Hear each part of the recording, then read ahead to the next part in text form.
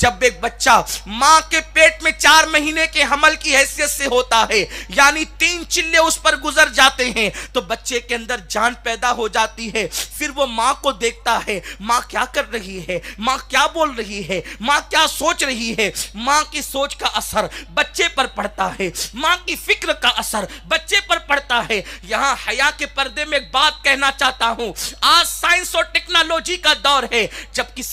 जब किसी औरत के शिकम के अंदर हमल रहता है तो डॉक्टर ये मशवरा देता है, इसको टेंशन नहीं देना। क्यों टेंशन नहीं देना? इसलिए कि अगर टेंशन दोगे तो बच्चे के दिमाग पर इसका असर पड़ेगा। आप मुझे बताएं, आखिर मां का टेंशन बच्चे के दिमाग पर कैसे पड़ सकता है? लेकिन डॉक्टर कहता है तो आप मानते हैं, अगर बच्चे का पर मां के टेंशन का असर पड़ सकता है तो मां की सोच का असर नहीं पड़ सकता। बल्कि कभी कभी तो अगर किसी औरत के शिकम में बच्चा है और उसे सदमा दिया जाए तो वो बच्चा गिर भी जा सकता है, वो बच्चा हलाक भी हो सकता है। आप मुझे बताओ, बच्चा मां के दिमाग में तो नहीं रहता, बच्चा मां के पेट के अंदर रहता है, लेकिन अल्लाह ने ऐसे कनेक्शन जोड़ दिए हैं। मां की सोच का असर बच्चे पर, मां की फिक्र का असर बच्चे पर, मां के दिमाग का असर बच्चे पर, मां की गिजा का असर बच्चे पर, मां के बोल का असर बच्चे पर, मां की फिक्र का असर बच्चे पर, मां की गुनगुनाहट का असर बच्चे पर, मां की रातों का असर बच्चे पर, मां के दिन का असर बच्चे पर, गोया के एक एक लम्हे का असर बच्चा मां के पेट के अंदर कबूल करता है। मां को पता भी नहीं होता कि मेरा बच्चा मुझे देख रहा है, मेरी हरकत और सकनात को देख रहा है, मेरे शबो रोज को देख रहा है, मेरी फिक्र को देख रहा है। मेरे प्यारे आका सल्लल्लाहु अलैहि वसल्लम की कनीजों, जो तुम अय्यामे हमल में सोचती हो वो सोच बच्चे के दिलो दिमाग में मुंतकिल होते हैं। जो फिक्र करती हो वो इफ्कार और नजरियात उसके दिलो दिमाग में मुंतकिल होते हैं। इसीलिए तो उर्दू बोलने वाली मां का बच्चा उर्दू बोलता है, गुजराती बोलने वाली मां का बच्चा गुजराती बोलता है, इंग्लिश बोलने वाली मां का बच्चा इंग्लिश बोलता है। ऐ खातूने जन्नत की कनीजों, बच्चों की पैदाइश के बाद उनकी तरबियत का मंसूबा न बनाना। जब बच्चा तुम्हारे शिकम में आ जाए उसी वक्त मोहतात हो जाना, उसी वक्त एहतियात से काम लेना। इसलिए कि मां के शिकम में बच्चा आकर मां को मुकम्मल तौर पर गोया के देखता है और उसको दुनिया में आने के बाद फॉलो करता है। क्या तुमने नहीं सुना, इमाम अहले सुन्नत अल मलफूज शरीफ में फरमाते हैं कि हज़रत सैयदना बाबा कुतुबुद्दीन बख्तियार काकी रदी अल्लाह ताला अन्हु, जो अल्लाह अकबर मेरे ख्वाजा सरकारे गरीब नवाज के माया नाज खुलफा में खलीफा हैं, सरकारे गरीब नवाज के जानशीन हैं। आपकी उम्र अभी 4 साल की हुई है, आपकी बिस्मिल्लाह ख्वानी का मामला है। अल्लाह अकबर। हजरत काजी हमीदुद्दीन नागौरी को, हजरत काजी हमीदुद्दीन नागौरी को इल्हाम किया जाता है, हमीदुद्दीन जा और मेरे बरगजीदा बंदे की बिस्मिल्लाह ख्वानी की महफिल में शरीक हो जा। काजी हमीदुद्दीन नागौरी की उम्र बड़ी है, हजरत कुतुबुद्दीन बख्तियार काकी अभी 4 साल के बच्चे हैं। फिर क्या होता है, काजी हमीदुद्दीन नागौरी महफिल में आ जाते हैं। बड़े बड़े औलिया, बड़े बड़े सूफिया महफिल के अंदर मौजूद है। ख्वाजा कुतुबुद्दीन बख्तियार काकी नन्हे से बच्चे की शक्ल में लाकर बिठाए जाते हैं। काजी हमीदुद्दीन नागौरी रहमतुल्लाहि ताला अलैह यूं कहते हैं, बेटे पढ़ो बिस्मिल्लाहिर्रहमानिर्रहीम। जैसे ही मेरे ख्वाजा को बिस्मिल्लाहिर्रहमानिर्रहीम पढ़ाया गया, ख्वाजा कुतुबुद्दीन बख्तियार काकी को आपने औज़ से शुरू किया और मुकम्मल 15 पारे पढ़े। जब 15 पारे आपने सुनाए, 15 पारे सुनाने के बाद काजी हमीदुद्दीन नागौरी कहते हैं, शहजादे और सुनाओ। फरमाया नहीं, बस इतने ही सुनाता हूं, इसलिए कि जब मां के पेट में था मेरी मां 15 पारों की हाफिजा थी। उसने मैंने अपनी मां से सुन करके 15 पारों को याद किया। इसके आगे नहीं सुनाता। जानते हैं, यही काजी हमीदुद्दीन नागौरी, एक दिन वो था जब कुतुबुद्दीन बख्तियार काकी को बिस्मिल्लाह पढ़ाने आए थे, लेकिन कुतुबुद्दीन बख्तियार काकी की ये मां का किरदार था, इतनी बुलंदी पर पहुंचाया कि बिस्मिल्लाह पढ़ाने वाला उस्ताद मेरे बाबा कुतुबुद्दीन बख्तियार काकी का मुरीद भी हो जाता है और खलीफा भी हो जाता है। आज भी कुतुबुद्दीन बख्तियार काकी के कदमों के अंदर काजी हमीदुद्दीन नागौरी का मजार मौजूद है। और बता बताया जा रहा है कि इतना बड़ा इल्म वाला, अल्लाह अकबर, माँ की अच्छी परवरिश करने की बरकत से वो भी मेरे ख्वाजा कुतुबुद्दीन बख्तियार काकी का मुरीद और खलीफा होता हुआ नजर आ रहा है। इसी तरह का वाकया सरकार गौसे पाक मेरे आका के बारे में भी मशहूर है। हुजूर गौसे पाक ने पहली ही महफिल के अंदर 17 पारे सुनाए थे। जब आपसे पूछा गया अब्दुल कादिर आगे पढ़ो, फरमाते मेरी माँ 17 पारों का विर्द किया करती थी, माँ से सुन सुन करके मैंने याद कर लिया। ऐ खातूने जन्नत की कनीजो, मुझे बताओ, अगर माँ कुरान की तिलावत करे तो बच्चा दुनिया में आकर के कुरान मुकद्दस की तिलावत को सुनाता है। आज की माएं अल्लाह अकबर अपने बेटे को आलिम देखना चाहती है, आज की माएं अपने बेटे को शेख तरीक़त देखना चाहती है, आज की माएं मुबल्लिगीन को खिताब करता सुन करके दुआएं करती है, काश मेरा बेटा भी ऐसा बन जाए। अल्लाह करे आपका बेटा ऐसा ही बने। आप मुबल्लिगात को खिताब सुन करके, मुबल्लिगात का खिताब सुन करके दुआएं करती होगी, अल्लाह मेरी बेटी भी ऐसी बन जाए। लेकिन ऐ खातून जन्नत की कनीज़ों, अगर माँ बच्चे को शिकम में रखकर कुरान की तिलावत करती है तो औलाद भी कुरान की तिलावत करती है। लेकिन अगर माँ बच्चे को शिकम में रखकर फिल्मी ड्रामे देखेगी, माँ बच्चे को शिकम में रखकर सास बहू का सीरियल देखेगी, माँ बच्चे को शिकम में रखकर फिल्में देखेगी, नंगे हीरो और हीरोइन को नाचता हुआ देखेगी, आप मुझे बताएं दुनिया में आकर के बच्चा करेगा क्या? दुनिया में आकर के बच्चा क्या गुल खिलाएगा? ऐ खातून जन्नत की कनीज़ों, पहली चीज जिस वक्त मुराद से होना उस वक्त से एहतियात शुरू करना। बल्कि मैं तो ये अर्ज करता हूं, मुराद से होने की क्या बात है, हम मुसलमान हैं, जैसे ही शऊर की मंजिल पर कदम रखो अपनी जिंदगी के अंदर इनकलाब पैदा करो। एक मुत्तकी और पारसा औरत की हैसियत से अपनी जिंदगी को गुजारो, इसलिए कि माँ बीज है, माँ बीज है। जैसा बीज जमीन में बोया जाता है वैसा ही पौधा नजर आता है। क्या आपने कभी देखा, आपने बीज इमली का बोया और आम का पेड़ पैदा हो गया, आपने आम का बीज बोया और गुलाब का पौधा पैदा हो गया? ऐसा कभी नहीं हो सकता। ये ख्याल खाम ख्याली है, इसलिए अपने आप को तब्दील करो। आज तो हाल ये है, अल अयाज़ु बिल्लाह, अस्तगफिरुल्लाह, औरतें निकाह से पहले अपने मंगीतर से बातें करती है। ऐसी माँ को गौसुल आजम जैसा बेटा कैसे मिल सकता है? क्या तुमने ये बात नहीं सुनी? कितनी मशहूर वो बात है, मेरे गौस की अम्मी जान आज जिनके नाम के डंके बज रहे हैं, जिनकी ठोकरों से मुर्दे जिंदा हुए, वो भूखे रहे तो मेरा अल्लाह कस्में दे दे करके उनको खिलाता पिलाता है, कस्में दे दे के खिलाता है पिलाता है तुझे।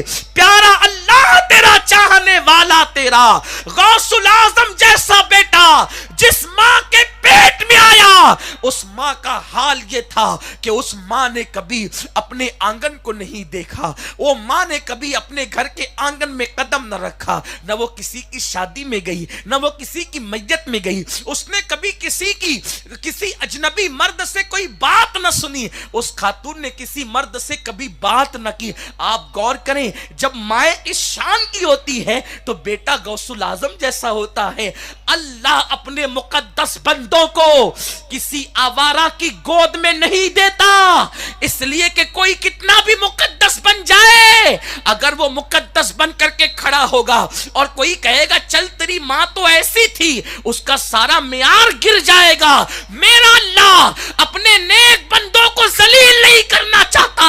अल्लाह मुकद्दस बंदों को मुकद्दस माओ की गोद में देता है ताकि दुनिया पुकार उठे, अरे ये इतना मुकद्दस इसलिए है कि इसकी मां भी ऐसी मुकद्दस थी, इसकी मां भी पारसा थी, इसकी मां भी अजीम थी। क्या तुमने नहीं सुना, सरकार इमाम हसन से किसी ने कहा हसन तेरी मां बड़ी अच्छी थी, आपने फरमाया तूने सच कहा, मैं उस मां का बेटा हूं जिसके सर के बाल को कभी उसकी औलाद ने भी नहीं देखा। आप गौर तो फरमाएं, आज औरतें बालों की नुमाइश करने चली है, आज औरतें जिस्म से टच कपड़े पहन रही है। आप मुझे बताएं गौसुल आजम की रूह कितनी खुश होती होगी जब कोई ये कहता होगा कि उनके अब्बा ने एक सेब के बदले जिंदगी के बरसों मुशक्कत में गुजारे और उनकी अम्मी ने कभी पैर बाहर ना निकाला। आप किसी भी बुजुर्ग की जिंदगी को देखें, उनकी मां मुकद्दस है, मुकद्दस है, मुकद्दस है। जब मां मुकद्दस होती है तो औलाद में भी तकद्दुस पैदा होता है। इसलिए खातून जन्नत की कनीजों, मंगनी के बाद मंगीतर से गुफ्तगू की इजाजत नहीं, बालों को खुला लेकर के फिरने की इजाजत नहीं, दीनदारी से दूर रह करके जिंदगी गुजारने की इजाजत नहीं। क्या सोच है? अगर घर में दौलत नहीं, किसी का भी हाथ पकड़ लो, दौलत कमाओ, बाइक पे घूमो, पार्कों में जाओ, ऐश करो। फुलानी ऐश कर रही है तो मैं भी ऐश करूंगी। ऐ खातून जन्नत की कनीज, दुनिया ऐश के लिए नहीं, दुनिया इबादत के लिए है, आराम के लिए जन्नत है। यहां मुझे एक बात याद आती है, सीरियल और ड्रामे देखकर, फिल्में देखकर सोच बदल गई। अब उन लड़कों को पसंद नहीं किया जाता जिनके चेहरों पे दाढ़ियां हो, जो मजहबी लिबादे में होते उनको पसंद नहीं किया जाता।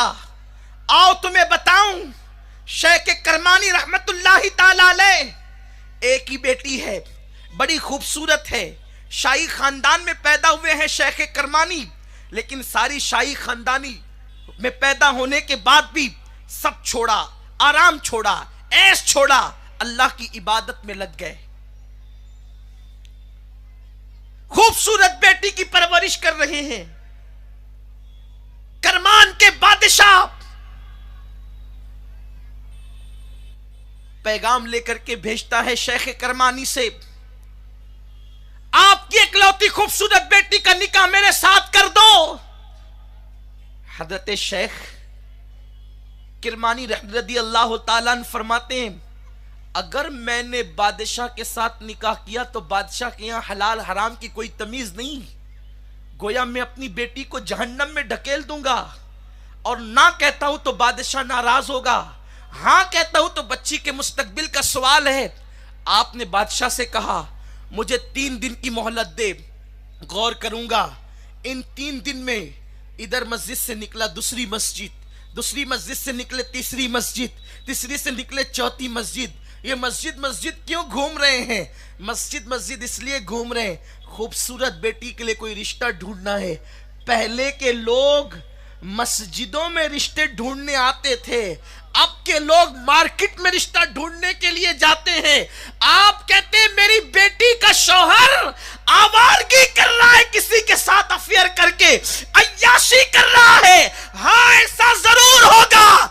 जब तक रिश्ते मस्जिद में तलाश किए जाते थे, बेटी का शौहर किसी से अफेयर नहीं करता था, बीवी का हक अदा करता था। जब से तुमने मस्जिद में रिश्ते तलाश करने की बजाय मार्केट में रिश्ते ढूंढने शुरू किए, पार्कों में रिश्ते ढूंढने शुरू किए, कॉलेजेस में रिश्ते ढूंढने शुरू किए, आज वो रिश्ते तुम्हें खून के आंसू रुला रहे हैं। रिश्ते ढूंढने हैं, आओ अल्लाह के घर में आकर के तलाश करो, तुम्हें वो रिश्ते मिलेंगे जो तुम्हारी बेटी का हक अदा करेगा। अल्लाह अकबर। शेख किरमानी रहमतुल्लाहि ताला अलैह मस्जिद मस्जिद ढूंढ रहे हैं, कोई बंदा तो मिले, कोई बंदा तो मिले। एक जवान देखा, इसलिए कि चेहरे दिल के हालात बयान करते हैं, दिल की कैफियत चेहरे से जाहिर होती है। नूर की किरणें पेशानी पर चमकते देखा, नौजवान के पास गए, बेटे शादी करेगा?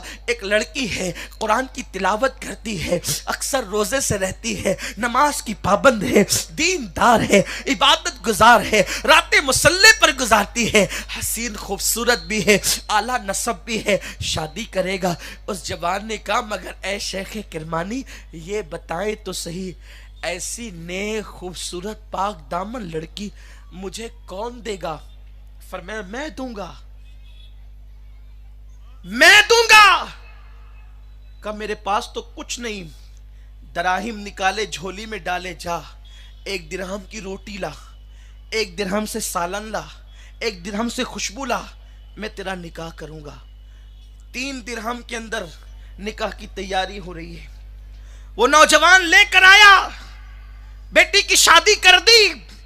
तीसरे दिन बादशाह का कासिद आया, क्या जवाब है? कहा उससे निकाह किया जाता है जो लड़कियां बेशौहर की होती है। बादशाह से कहे मेरी बेटी की तो शादी हो चुकी है, किसके साथ उसका रिश्ता करूं? मैं अपनी बेटी को बिया चुका हूं। शौहर के घर बेटी गई, पहली रात देखा एक सुराही है, उसके सिवा घर में कोई सामान नहीं, और सुराही पर एक रोटी रखी हुई है। बेटियों की सोच, बेटियों की फिक्र यही मुंतकिल होती है फिक्र औलाद के अंदर। जहां आवारगी हो, सोच में अय्याशी हो, वही फिक्र औलाद में मुंतकिल होगी। सुराही पर रोटी देखा, शौहर से पूछा ये क्या है? उन्होंने जवाब दिया शर्मा कर, ये रोटी मैंने कल के लिए बचा करके रखी है, कल हम दोनों खाएंगे, आज तो खा चुके। फौरन उठ करके खड़ी हो गई, मुझे अपने बाबा के घर पहुंचा दे, शेख करमानी के घर मुझे पहुंचा दे। उस जवान ने कहा मैंने पहले ही सोचा था, शाही खानदान की बेटी मेरे घर कैसे रह सकती है। पहुंचा तो दूंगा, लेकिन तुम्हारे बाबा ने मेरी